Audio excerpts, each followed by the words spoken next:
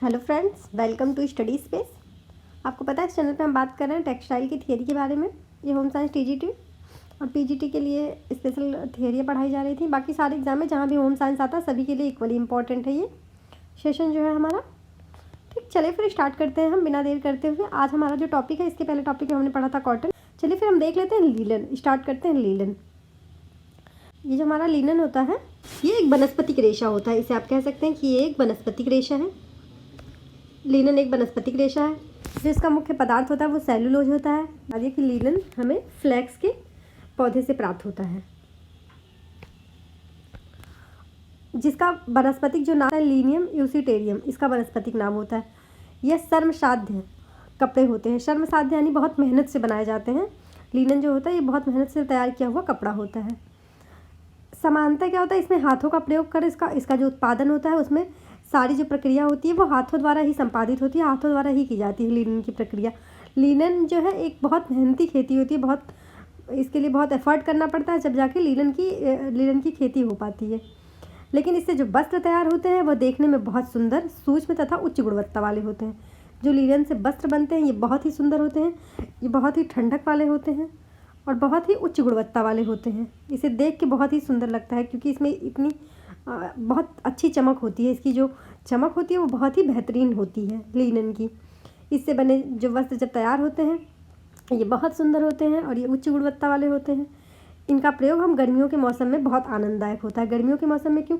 क्योंकि लिनन की अपनी एक ठंडी होती है। ये एक ठंडी, इसके अंदर एक ठंडक प्रदान करती है। ये कोई किसी परिसज्जा से इसके अंदर नहीं आती है।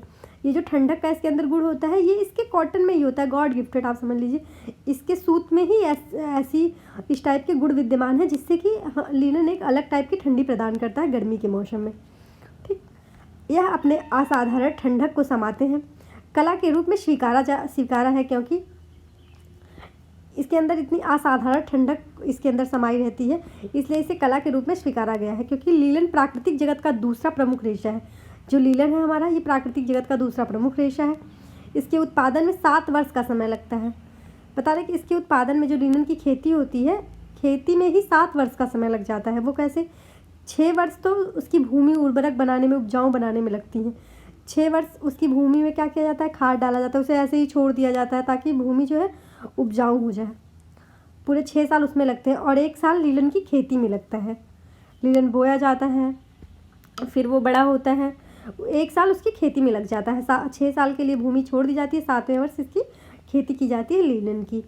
वर्ष में सिर्फ भूमि उपजाऊ बनाने में इतना टाइम तो भूमि उपजाऊ बनाने में लग जाता है 6 वर्ष के लिए, और 1 वर्ष उसकी खेती करने के लिए लग जाता है। क्योंकि लीलन बहुत टाइम लेता है, 7 वर्ष एक बहुत बड़ा ड्यूरेशन है, आप समझ सकते हैं। 7 वर्ष तो बहुत लॉन्ग पीरियड बीत गया। मिस्र को लैंड ऑफ लीलन कहा जाता है। जो हमारा मिस्र है, मिस्र को लैंड ऑफ लीलन कहा जाता है। वहाँ की जो ज़मीन है उसे ही लीलन कहा जाता है क्योंकि वहाँ सबसे अच्छे और बहुत ही अच्छी लीलन का उत्पादन होता है, बहुत ही अच्छा लीलन पाया जाता है वहाँ मृत शरीर यानी कि मम्मी होती है। जैसे किसी महापुरुष, उसकी जो डेड बॉडी होती है उसे मम्मी में लपेट कर रखा जाता है। वो मम्मी में लपेट कर रखा क्यों जाता है? लीलन का प्रयोग किया जाता है क्योंकि इसे पवित्रता और शांति का प्रतीक माना जाता है। लीलन को वहाँ मिस्र में वो इसलिए लपेट कर रखा जाता है। जैसे हमारे यहाँ क्या, कोई अगर किसी की डेथ होने वाली होती है, आप गंगा जल डालते हैं, लोग कहते हैं कि स्वर्ग चले जाएंगे। इसी तरह वहाँ की मान्यता है कि अगर किसी की जो डेड बॉडी है उसको लीलन के कपड़े में लपेट दिया जाए तो वह स्वर्ग जाता है। इस टाइप का प्रतीक माना जाता है। इसे पवित्रता और शांति का प्रतीक भी मानते हैं। मडापोलम, ये महापोलम नहीं है, मडापोलम है। ठीक, मडापोलम क्या है? लीलन शैली की बुनाई वाले महीन सूती कपड़े होते हैं, इसे मडापोलम कहा जाता है। ये बहुत महीन होते हैं। ये क्वेश्चन आया है इसलिए हमने आपसे पूछा, नेट एग्जाम में भी आया था और एक बार पहले, इसलिए मैंने इसमें इंक्लूड करा है। मडापोलम जो होता है ये एक महीन सूती कपड़ा होता है, इसे मडापोलम कहा जाता है। लीलन शैली का ही होता है। इससे रुमाल, नैपकिन, तौलिया, किचन में प्रयोग होने वाले कपड़े इत्यादि में लीलन का उपयोग किया जाता है क्योंकि इसमें पानी अवशोषित करने की, लीलन जो होता है इसमें पानी अवशोषित करने की अद्भुत क्षमता होती है। बहुत ही अच्छी पानी अवशोषित करने की क्षमता होती है तथा इसके साथ ही पानी तुरंत त्यागने की भी क्षमता होती है, तुरंत पानी अलग कर देता है। तो आपको पता है अगर पोछा हम लगा रहे हैं भाई, किचन में जो भी चीज़ यूज़ करें, पानी तुरंत सोखने की भी उसके अंदर क्षमता होनी चाहिए। ये मडापोलम, इसे याद रखिएगा आप, ठीक है, इसलिए मैंने नोट करके लिखा है ऐसे। वर्तमान में चीन लीलन उत्पादन में प्रथम स्थान रखता है। इस समय जो चीन है वो लीलन उत्पादन में प्रथम स्थान रखता है। और आयरलैंड लीलन का सर्वोच्च किस्म के लिए जाना जाता है। जो देखिए, चीन जो है प्रथम स्थान रखता है लीलन उत्पादन में, लेकिन जो आयरलैंड है वहाँ सबसे अच्छी किस्म का लीलन उत्पादित होता है। बहुत ही अच्छी किस्म का लीलन आयरलैंड में। इसके लिए समशीतोष्ण जलवायु, ठंड और नमी दोनों उपयुक्त होती है। लीलन के लिए अच्छी जलवायु भी होनी चाहिए, अच्छा टाइम भी लेता है, और इसकी जो मिट्टी है वो भुरभुरी और उपजाऊ होनी चाहिए। जो इसमें मिट्टी है वो भुरभुरी और उपजाऊ होनी चाहिए लीलन की खेती के लिए। ये जो लीलन है देखिए, अच्छा टाइम लेता है, मिट्टी अच्छी होनी चाहिए, जलवायु अच्छी होनी चाहिए, पानी अच्छी होनी चाहिए, मतलब नमी ठंडक दोनों भी अच्छा होना चाहिए इसमें, तब जाके लीलन का एक फसल तैयार होती है। लीलन का उद्देश्य क्या होता है? लीलन जो हम बोते हैं, मान लीजिए लीलन की खेती का क्या उद्देश्य होता है? एक तो बीज प्राप्ति और दूसरा रेशा प्राप्ति। बीज प्राप्ति से हम क्या कर लेते हैं? बीज प्राप्ति जो है, बीज प्राप्ति से हम तेल बनाने के लिए प्रयोग करते हैं बीज का। और जो हमारा रेशा प्राप्ति है, रेशा प्राप्ति से आपको पता है कि हम रेशा प्राप्ति से क्या कर सकते हैं? वस्त्र बनाने के लिए, रेशे बनाने के लिए प्रयोग करते हैं। जो लीलन की खेती है, इसका जो फूल होता है, रेशा जो होता है, उसमें 2 प्रकार के फूल होते हैं, एक नीला फूल और एक सफ़ेद फूल। जो सफ़ेद फूल वो नीला फूल जो होता है लंबाई भी अच्छी होती है उसकी, और उच्च कोटि का होता है, अच्छा होता है, मतलब एकदम अच्छी क्वालिटी का, एक हम कह सकते हैं एक अच्छी क्वालिटी का जो रेशा मिलता है वो इससे मिलता है नीले वाले फूल से, जिनका नीला वाला फूल रहता है। और जो सफ़ेद वाले फूल हैं, इनसे हमें निम्न क्वालिटी का जो है रेशा प्राप्त होता है। सफ़ेद वाले फूल से जो रेशा होता है वो निम्न क्वालिटी का प्राप्त होता है। ये भी लंबे होते हैं, लंबाई दोनों की समान होती है। ठीक। बीज प्राप्ति के लिए सन के पेड़ के बीज पकने पर काट लिया जाता है। जो सन का पेड़ होता है उसे बीज प्राप्ति के लिए उसे काट लिया जाता है, पकने पर ही काट लिया जाता है। इसका उपयोग लिंसीड नामक तेल बनाया जाता है। इससे वार्निश, पेंट और आदि बनाने, तेल, वार्निश, पेंट ये सब बनाने के लिए इसका प्रयोग किया जाता है। और रेशा प्राप्ति लीलन का 2 प्रकार का होता है, एक नीला फूल वाला और एक सफ़ेद फूल वाला। जो नीले फूल वाला होता है ये उच्च गुणवत्ता वाला, जो सफ़ेद फूल वाला होता है, नीले फूल वाला होता है, ये उच्च गुणवत्ता वाला होता है। इसमें उच्च गुणवत्ता वाले रेशे प्राप्त होते हैं और इसके रेशे जो होते हैं वो लंबे होते हैं। ठीक है। और जो सफ़ेद फूल होता है ये निम्न कोटि का होता है तथा सादे गुणवत्ता वाले रेशे प्राप्त होते हैं इससे, और इसकी जो लंबाई होती है वो थोड़ी कम होती है। अब आयरलैंड लीलन की सर्वोच्च किस्म के लिए जाना जाता है। हमने आपको पहले भी बताया कि जो आयरलैंड है वो लीलन की सर्वोच्च किस्म के लिए जाना जाता है। विश्व में लीलन का जो उत्पादन है, लीलन के उत्पादन का क्या क्रम है, हर जगह लीलन का उत्पादन कैसे किया जाता है, लीलन के उत्पादन का जो क्रम है वो हम देख लेते हैं। हमने कॉटन में भी देखा था उसके क्रम, ये आपको याद रखनी है। ठीक है, लीलन के क्रम, क्योंकि कई बार पूछा जाता है एज इट इज़। हमने आपको पहले भी बताया कि आप अपने तरीके से इसे याद करें।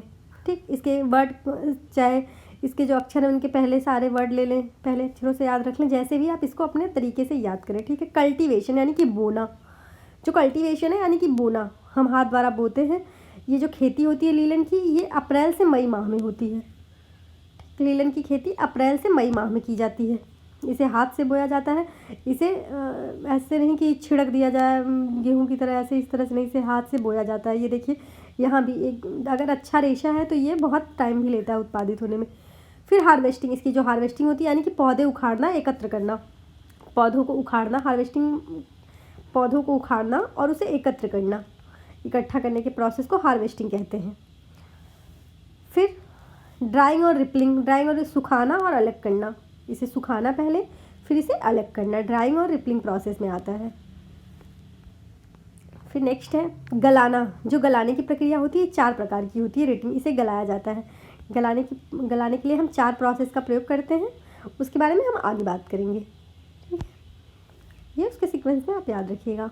फिर ब्रेकिंग, इसे तोड़ना, इसे तोड़ते हैं कैसे, अलग करते हैं, इसे तने से अलग किया जाता है, तोड़ के अलग कर लेते हैं हम, ताकि अगला प्रोसेस किया जाए। फिर इसे पीटा जाता है, ड्रॉटिंग की जाती है, इसको पीट के निकाला जाता है, इसके अंदर की पोट पीट कर अलग करना। स्कॉटिंग जो होता है पीट कर अलग कर दिया जाता है, पहले पीटना फिर पीट कर अलग कर देना इसको।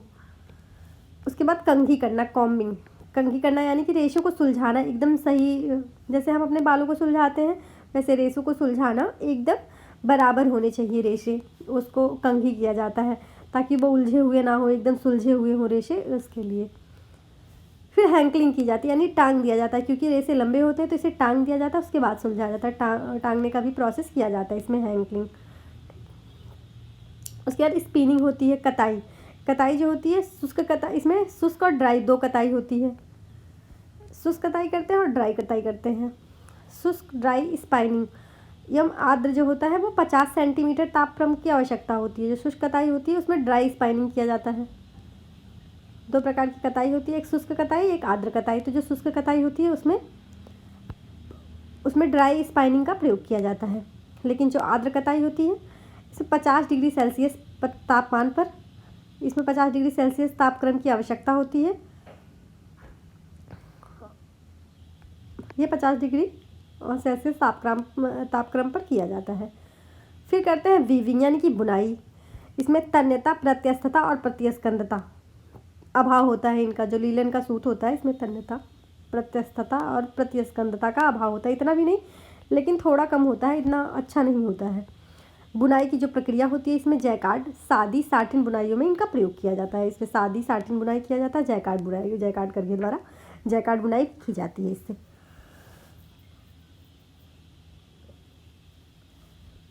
अब इसके बाद इसमें होता है परिसज्जा, यानी कि फिनिशिंग। इसकी जो परिसज्जाएँ होती है कई प्रकार से की जाती हैं, आगे हम बताएंगे आपको कि इसकी जो परिसज्जा के प्रकार है वो बहुत सारे प्रकार होते हैं परिसज्जा इसकी करने के लिए।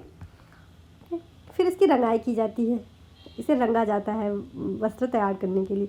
फिर इसकी छपाई की जाती है, यानी कि प्रिंटिंग। फिर इसमें प्रिंटिंग प्रोसेस कर दिया जाता है। और ये लीलन उत्पादन का प्रोसेस है, आपको ये याद रखना है, ठीक है। आगे देख लेते हैं। हमने आपसे बात की थी गलाना के बारे में। गलाने के लिए 4 विधियों का प्रयोग करते हैं। पहली विधि जो है वो पानी द्वारा, यानी कि वाटर रेटिंग कहते हैं उसको। ये जो विधि है 10 दिन से लेकर 2 सप्ताह तक किया जाता है। इससे बहुत अच्छा नहीं माना जाता, ये बहुत अच्छी विधि की श्रेणी में नहीं आता है। जो एक ओस द्वारा किया जाता है, डब रेटिंग कहते हैं इसको। ये 4 से 8 सप्ताह के लिए होता है और सबसे अच्छा होता है। इसे सबसे अच्छा रेशा माना जाता है। ये विधि सबसे अच्छी मानी जाती है, इससे सबसे अच्छे रेशे मिलते हैं बिना किसी नुकसान के। और अगली जो विधि है वो यांत्रिक विधि। ये 25 से 30 डिग्री सेल्सियस तापक्रम पर इसका जो प्रभाव होता है मजबूत होता है। जैसे जल्दी, अगर इतना टाइम नहीं है, बहुत टाइम लग रहा है, आप देख रहे हैं 4 से 8 सप्ताह लग रहा है ओस वाले में, 10 दिन से 2 सप्ताह लग रहा है वाटर रेटिंग में। इसीलिए इसे एकदम बहते पानी में भिगा दिया जाता है। जो वाटर रेटिंग की जाती है इसे बहते पानी में भिगाया जाता है और उसे 10 दिन के लिए छोड़ दिया जाता है। पानी बहता हुआ होना चाहिए, ये नहीं रुके हुए पानी में नहीं, बहता हुआ पानी होना चाहिए 10 दिन के लिए। उसके लिए टाइम भी इतना होना चाहिए, 10 दिन लगभग। उसके बाद यांत्रिक रेटिंग, तुरंत प्रभाव। इसकी जो प्रभाव होती है मजबूती पर प्रभाव पड़ता है इसके। ये जो 25 से 30 डिग्री तापमान पर इसे तुरंत अलग करने के लिए उससे इस विधि का प्रयोग किया जाता है। लेकिन इसका जो प्रभाव होता है उससे रेशे प्रभावित होते हैं, रेशे की मजबूती प्रभावित होती है। रासायनिक विधि द्वारा सोडा, एस और आक्जेलिक सोडा और कास्टिक सोडा को गर्म पानी में डाला जाता है और उस प्रक्रिया द्वारा इसे लीलन के रेशे को अलग किया जाता है, ठीक। अब एक पावलेन प्रक्रिया होती है लकड़ी विधि द्वारा। इसके द्वारा भी, वैसे तो 4 प्रक्रिया की ही बात की गई है, एक पावलेन प्रक्रिया लकड़ी विधि द्वारा, जिसे रेटिंग कहते हैं। गलाने की जो प्रक्रिया होती है इसमें क्या होता है, 70 से 90 डिग्री उस पर ऑक्सलिक एसिड पे और कास्टिक सोडा मिलाकर, ऑक्सलिक एसिड और कास्टिक सोडा मिलाकर 70 से 90 डिग्री सेल्सियस पे टेम्परेचर पे इसे गर्म किया जाता है, ठीक। उसके बाद इस प्रोसेस द्वारा अलग कर लिया जाता है। यह आप याद रखिएगा, ठीक है, सभी के। ये लकड़ी विधि द्वारा, इसे लकड़ी विधि द्वारा कहते हैं। अगला है परिसज्जा। हमने बताया था आपको परिसज्जा के जो प्रकार होते हैं। पहली जो है कुटाई। कुटाई क्या होती है, लोचमयता और समान मोटाई के लिए किया जाता है। इसकी कुटाई की जाती है। ये लोचमयता, उसमें ताकि लोचमयता आ जाए, और सामान्य मोटाई के लिए किया जाता है। दूसरा जो कैलेंडरिंग की जाती है, ये चमक और चिकनेपन के लिए की जाती है, ताकि रेशे में चमक आ सके और चिकनापन आ सके। इसमें कैलेंडरिंग की जाती है इसमें, ठीक। उसके बाद क्या करते हैं हम, मर्सराइजिंग करते हैं। चमक के लिए ये भी प्रक्रिया जो है चमक के लिए की जाती है, मर्सराइजिंग प्रक्रिया। फिर साइजिंग करते हैं, यानी आकार में वृद्धि हेतु, आकार सही करने के लिए, अप्स डाउन ना हो, आकार में वृद्धि के लिए किया जाता है। सलवट, प्रतिरोध, प्रतिस्कंदता। आकार में वृद्धि, जैसे देखिए हमारे बाल हैं, हम उसको अगर स्ट्रेट करवा लेते हैं तो एकदम सीधे और बड़े दिखते हैं ना, इसी तरह रेशों का है, थोड़े रेशे मुड़े हुए, उलझे हुए होते हैं। जब साइजिंग इसकी की जाती है तो एकदम बराबर आकार में ये आ जाते हैं। ठीक है, तो ये थोड़े बड़े से भी लगते हैं, बड़े बड़े लगते हैं। सलवट प्रतिरोध प्रतिस्कंदता को आसान देखभाल हेतु, इसे प्रतिस्कंदता व आसान देखभाल के लिए सलवट प्रतिरोध परिचर्या की जाती है। ठीक है, अब लीलन की भौतिक विशेषताएं। लीलन में जो भौतिक विशेषताएं हैं वो क्या है देख लेते हैं। जो इसका संगठन होता है वो सेल्यूलोज जो होता है, इसमें लीलन में जो सेल्यूलोज हमें प्राप्त होता है ये 66 से 70% तक, 66% से 70% तक सेल्यूलोज होता है लीलन में, लीलन के रेशे में। पैक्टिन इसमें कितना होता है, जो इसमें पैप्टिन होता है वो 25% होता है। इम्प्योरिटीज़ जो होती हैं वो इसमें होती हैं, हम ये कह सकते हैं कि इसमें इम्प्योरिटीज़ जो होती हैं वो 5 से, यानी कि बाहरी जो पदार्थ होते हैं वो 5 से 8% तक बाहरी पदार्थ पाई जाती है लीलन में। अनयूज पदार्थ जिसे कह सकते हैं हम, 5 से 8% तक पाया जाता है। इसका रेशा लंबा, नुकीला, चिकना तथा इसका जो रेशा होता है लीलन का वो लंबा, नुकीला, चिकना होता है। लंबा भी होता है, नुकीला भी होता है और चिकना होता है, क्योंकि इसमें बहुत सारी परिसज्जाएं की जाती हैं। यह जो रेशा है वह सबसे मजबूत प्राकृतिक रेशा है। प्राकृतिक रेशों में सबसे मजबूत रेशा माना जाता है लीलन को। ये प्राकृतिक रेशों में सबसे मजबूत रेशा है। वनस्पति जगत का सबसे लंबा रेशा, हमने आपको बताया कि वनस्पति जगत में जो रेशे हैं वो, उसमें सबसे लंबा रेशा लीलन है। 10 से, इसकी जो लंबाई होती है 10 से 20 होती है। ठीक, प्राणी जगत में जो बाकी सारे रेशे हैं, चाहे प्राणी हो चाहे वनस्पति हो, सब में सबसे लंबा जो रेशा है वो रेशम है, लेकिन वनस्पति जगत का सबसे लंबा रेशा लीलन है। इसकी जो चमक होती है वो सिल्क के समान होती है, रेशम के समान ही इसकी जो चमक होती है वो रेशम के समान ही होती है। इसका जो व्यास होता है वो 15 से 18 माइक्रोन होती है। लीलन का व्यास, इसके रेशे का जो व्यास है वो 15 से 18 माइक्रोन होता है। इसमें प्रत्यास्थता कम होता है, तन्यता भी कम होता है। इसकी जो प्रत्यास्थता होती है वो कम होती है और तन्यता भी इसमें कम होती है। यह पानी को अवशोषित करता है, परंतु इसका कारण रेशे द्वारा शोषण ना होकर बल्कि मुख्य कारण यह है कि सतह पर फैल जाता है। जैसे हम पानी डाल दिए किसी, हमने यहाँ 2 कपड़े रख लिए, ये है कॉटन और ये है लीलन। तो कॉटन पे तो हमने पानी डाला तो पानी यहीं का यहीं रह गया, हमने इस पर पानी डाला तो पानी यहीं का रह गया। लेकिन हम लीलन पे जब पानी डालेंगे पूरा पानी फैल जाता है, पूरी सतह पे इसके पानी फैल जाता है। ठीक, पूरी सतह पानी फैल जाता है। इससे क्या होता है, ये जल्दी से सूखता है, तुरंत पानी फैला देता है और जल्दी से सूखता है। और कॉटन पे पानी तुरंत अवशोषित कर लेते हैं, उसके रेशे अवशोषित तो ये भी करते हैं, लेकिन ये तुरंत ये इसके अंदर एक क्वालिटी होती है कि ये सतह पर पानी तुरंत फैला देता है अपनी सतह पर, तो इसके रेशे सूख भी जाते हैं और पानी को तुरंत सूख भी जाते हैं और पानी का अवशोषण भी तुरंत हो जाता है। इसमें पानी का, जैसे कॉटन सोख लेता है पानी को, लेकिन जो लीलन होता है वो पानी को अपनी सतह पर फैला देता है सोखने के बजाय, इससे जल्दी से सूख जाती है। जैसे हम कभी फर्श पे पोछा लगा रहे हो, पानी एक जगह इकट्ठा गिर गया, अगर छोड़ दें तो आप वो जल्दी नहीं सूखेगा, लेकिन अगर हम पानी को उसको फैला देते हैं पूरा तो वो जल्दी सूख जाता है। वही प्रोसेस है लीलन का। ताप का अच्छा सुचालक होता है, जो लीलन हमारा है ये ताप का अच्छा सुचालक होता है, जिसके कारण इससे बने कपड़े शरीर को असाधारण ठंडक प्रदान करते हैं। ताप का सबसे अच्छा सुचालक माना जाता है और इसमें जो कपड़े बनते हैं वो असाधारण ठंडक प्रदान करते हैं, अच्छी ठंडक प्रदान करते हैं। गर्मी में अगर ठंडक वाले कपड़े हमें मिल जाए तो वो अच्छे ही होते हैं। यह पानी को अवशोषित करता है, परंतु इसका जो कारण है वह रेशे द्वारा पानी को शोषण ना होकर बल्कि उसका मुख्य सतह पर फैला देना है। इसमें कीड़े नहीं लगते और फफूंदी लगती है। जो लीलन के रेशे होते हैं इसमें कीड़े नहीं लगते, फफूंदी लगती है। गीली अवस्था में इसकी मजबूती 20% बढ़ जाती है। जब ये लीलन हमारी गीली अवस्था में होता है तो इसकी जो मजबूती होती है 20% बढ़ जाती है। इसमें उत्तम श्रेणी का लीलन का रेशा पीले रंग का होता है। जो अच्छी श्रेणी का रेशा होता है, हमने आपको नीले फूल और वाइट फूल की बात की थी, जो नीले फूल से हमें रेशे प्राप्त होते हैं वो उसका जो रेशे का जो रंग होता है वो पीले रंग का होता है। ब्रेटिंग यानी कि कूटना, बीटिंग परिसज्जा होती है कूटने वाली, ये सिर्फ लीलन या उसके समान जो रेशे होते हैं उन्हीं पे की जाती है, क्योंकि प्राकृतिक तौर से गोल होता है।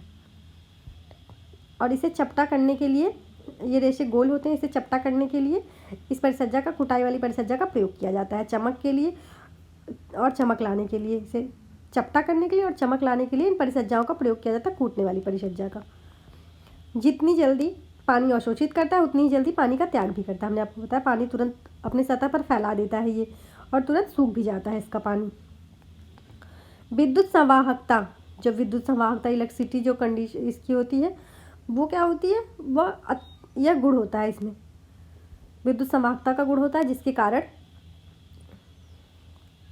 स्टैटिक इलेक्ट्रिक चार्ज, स्थैतिक विद्युत गुण भी कहा जाता है इसे। धूल कण व गंदगी जो होता है उसे आकर वस्त्रों में चिपक जाते हैं, इसमें धूल कण और गंदगी आकर इसके वस्त्रों में चिपक जाते हैं रेशे में, और झाड़ने पे वो तुरंत निकलते नहीं हैं।